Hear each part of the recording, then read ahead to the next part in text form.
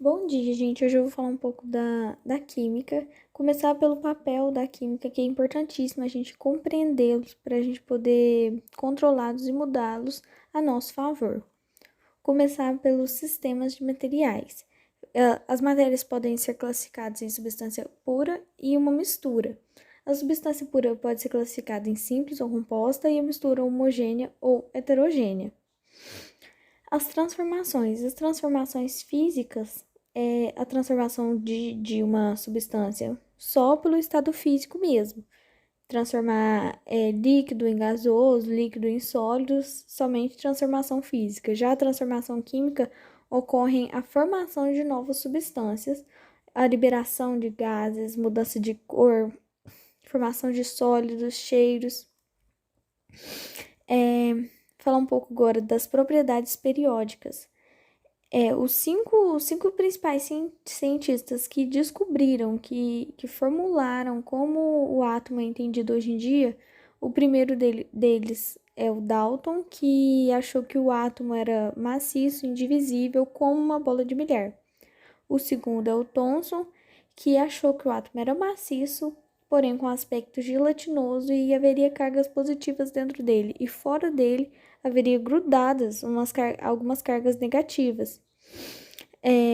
O Rutherford, ele, depois de um experimento dele envolvendo feixe de luz, lâmina de ouro e algumas partículas, ele chegou à conclusão que o átomo tem um núcleo, que é a parte mais densa do átomo, que é onde se encontra a massa dele. O Bohr, ele descobriu que os elétrons, o Rutherford falava que os elétrons também circundavam esse núcleo. O Bohr descobriu que esses elétrons eles estão divididos em camadas, cada camada tem uma energia definida e que eles têm uma órbita certa para circundar esse núcleo. O Chadwick descobriu o nêutron. O nêutron é muito importante pela estabilidade do átomo, porque se fosse só partículas negativas e partículas positivas, provavelmente o átomo implodiria devido à força de atração entre essas moléculas. Em 1889, Mendeleev ele conseguiu organizar a tabela periódica da forma que ela é hoje em dia. Ele organizou os períodos representando as camadas eletrônicas, os grupos representando os átomos que têm as propriedades químicas semelhantes, e ele organizou também de acordo com o tamanho do átomo, que o tamanho do átomo ele cresce da direita para a esquerda, de cima para baixo. A energia de ionização é a energia necessária para tirar um elétron do átomo. A energia de ionização ela cresce da esquerda para a direita, de baixo para cima, assim como a afinidade. A afinidade ela avalia a energia liberada quando um átomo recebe um elétron. Fazendo um exercício aqui, dos elementos que apresentam maiores de energia de ionização são da família dos gases nobres, porque eles são mais estáveis, então é mais difícil tirar um elétron desse átomo. Agora falando um pouco das ligações químicas. As ligações químicas são as forças atrativas que mantêm dois ou mais átomos unidos. Elas são divididas entre ligações intramoleculares, que são entre átomos para formar moléculas. São elas iônicas, covalentes e metálicas. E ligações intermoleculares, que são dipolo induzido, íon dipolo e ligação de hidrogênio. A ligação covalente resulta no compartilhamento de elétron entre dois átomos. A ligação iônica é a transferência de elétron, um átomo dois esse elétron e o outro recebe. Ligação metálica é a força atrativa que mantém os metais puros unidos. Aqui está uma representação da ligação iônica, de como ela é feita, e da ligação metálica. Agora, sobre a eletronegatividade. A eletronegatividade é a vontade, a habilidade de um átomo de atrair elétrons para si, de alguma outra molécula. E a polaridade são as regiões de acúmulo de carga elétrica. Quanto maior for a diferença de eletronegatividade, maior será a polaridade. Está representada aí na tabela abaixo como a eletronegatividade se apresenta. Ela cresce da esquerda para a direita, de baixo para cima. Porém, sem contar os gases nobres, porque eles já estão estáveis, eles não precisam atrair outros elétrons. Agora vamos fazer uns exercícios para determinar quais são as ligações entre esses átomos. A letra A é a ligação entre bromo e bromo. Como esses dois bromos vão compartilhar elétrons para se ligarem, é uma ligação covalente.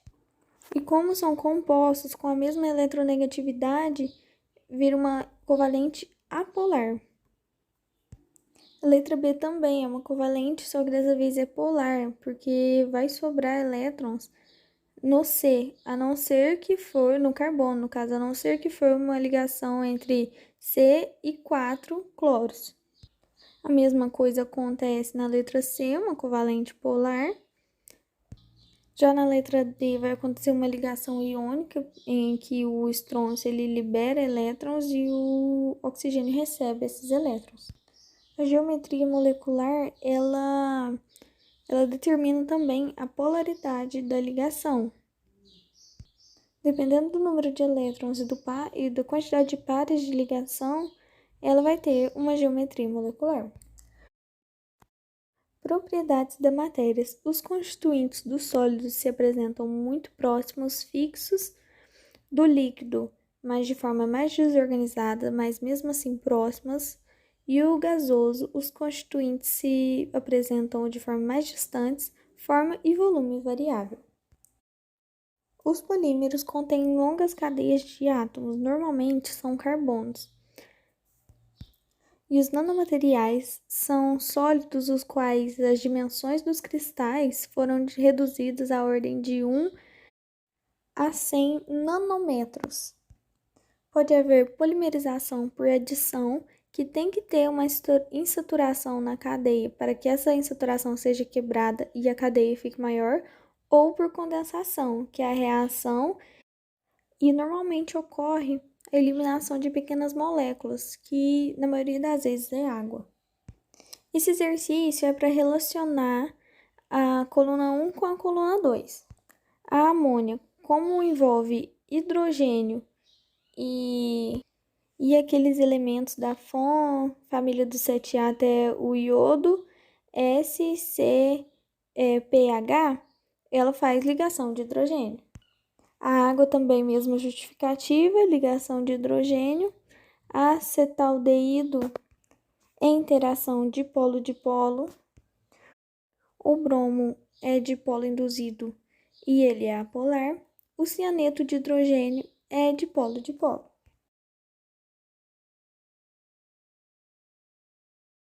Então é isso. Essa foi minha parte, é o resumo das primeiras 5 aulas da professora Tatiana. Iniciando aqui o estudo com os sólidos, segundo a distribuição espacial dos átomos, moléculas ou íons, os materiais sólidos podem ser classificados em cristalinos, que é onde as posições ocupadas seguem uma ordenação que se repete por grandes distâncias atômicas, ou seja, a cadeia se repete por longa distância, e os amorfos, que é o contrário do cristalino. Ele pode ter sim uma ordenação, só que de curto alcance. A propriedade que mais se destaca aí dos amorfos são a falta do ponto fixo de fusão. E alguns exemplos dos amorfos são plásticos, vidros, sabões, parafina e outros compostos orgânicos e inorgânicos.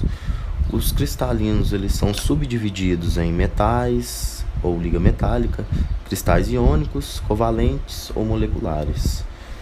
Aqui tem um pouco das estruturas cristalinas. Nesse esquema aqui é mostrado as cadeias de longo, de curto alcance, sem ordenação. Fala das propriedades da estrutura cristalina, que é o fator de empacotamento e a densidade. Fala sobre a célula unitária, que é o que compõe toda a cadeia. E aí classifica também a célula unitária. Passando aqui para materiais modernos, os tópicos são cristais líquidos, polímeros, biomateriais, cerâmica, supercondutividade e filmes finos.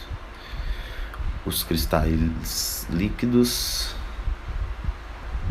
São divididos em líquido normal, pneumáticos, exuméticos e colestéricos, cada um com sua ordenação em camadas. Passando aqui para os polímeros, são subdivididos em elastômetro e plástico. Os biomateriais, as cerâmicas, que são bem abrangentes, tem as tradicionais, abrasivo, cimentos, vidros, cerâmicas avançadas, etc. Os filmes finos são materiais de pequena espessura que cobrem determinados Falando agora substratos. dos gases, o que são os gases? Os gases são quando as moléculas perdem a atração e se dispersam no ambiente. Falando dos gases, podemos falar das suas variáveis, que é a temperatura, que é dada em Celsius ou Kelvin, a pressão, que é dada em atm, milímetro mercúrio, metro mercúrio, Torricelli, que é esse tora aqui, ou Pascal, que é a SI, no caso aqui dado como quilopascal.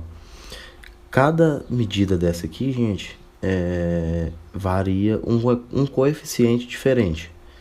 Volume, daqui a pouco eu vou explicar esse coeficiente aqui. Volume, metro cúbico, decímetro cúbico, centímetro cúbico. Para cada variação, uma transformação, né? A isotérmica, que é a variação de temperatura, a isobárica, a variação de pressão, e a isocórica ou isovolumétrica, a de volume. Cada um tem sua equação aqui para ser medida, e essa expressão geral dos gases é a mescla de todas essas equações aqui. Ela fala que pressão 1 vezes volume 1 sobre temperatura 1 é igual a pressão 2 vezes volume 2 igual a sobre temperatura 2. Temos aqui a equação de Clapeyron. Ela fala que pressão vezes volume é igual ao número de mols. O número de mols é medido pela massa atômica sobre a massa molar, vezes a constante real dos gases, que é R, a essa constante aqui, que é aplicado a esses coeficientes aqui. No caso aqui está em atm, o 0,082, e a temperatura em Kelvin. O que é um gás ideal? O que afasta de um gás real, ou seja, pressão e temperatura ambiente, segue a teoria cinética dos gases, tamanho desprevisível, não interage entre si, choque entre partículas e paredes 100% elásticas. Essa é a principal característica do gás ideal. Velocidade e energia cinética alta, movimento retilíneo uniforme, etc. Sobre as misturas gasosas, cada gás comporta de forma independente. O comportamento de um gás não influencia no comportamento dos demais. A pressão total é a soma das pressões parciais. Entrando no estudo das soluções, as soluções são misturas homogêneas formadas por duas ou mais substâncias, classificada em saturada, supersaturada ou insaturada. Podemos falar em questão das soluções, da solubilidade, que é a aptidão de um corpo ou matéria de se dissolver, o coeficiente de solubilidade, que é a capacidade máxima de dissolução. Podemos falar de soluto e solvente. Em suma, soluto é a substância que pode ser dissolvida pelo solvente, solvente é a substância que pode dissolver outras substâncias. Falando aqui da concentração comum é a determinação de um soluto em determinada solução. É medido pela massa sobre o volume. Temos também a concentração molar. Concentração molar é igual ao número de mols sobre o volume. É importante pontuar aqui também os gráficos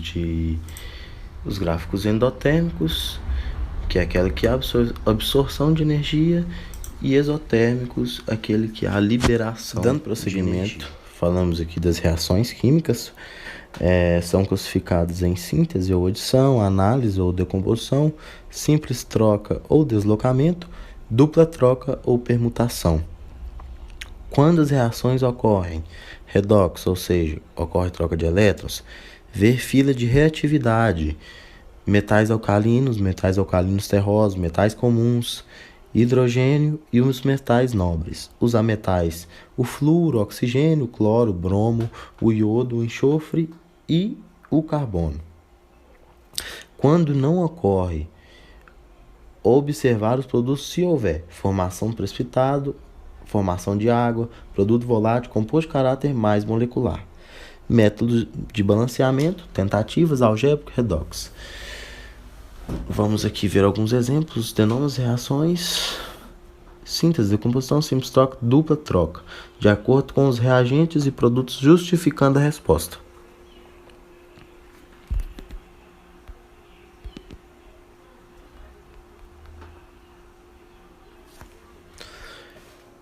Na letra A temos uma simples troca. Na letra B temos uma dupla troca. Na C temos uma decomposição. E na D temos um exercícios aqui para aplicação das fórmulas dos gases e soluções. Começando aqui com os gases. Um gás está contido em um recipiente de 40 centímetros cúbicos a 3 atm e 20 graus Celsius. Já anota esses dados.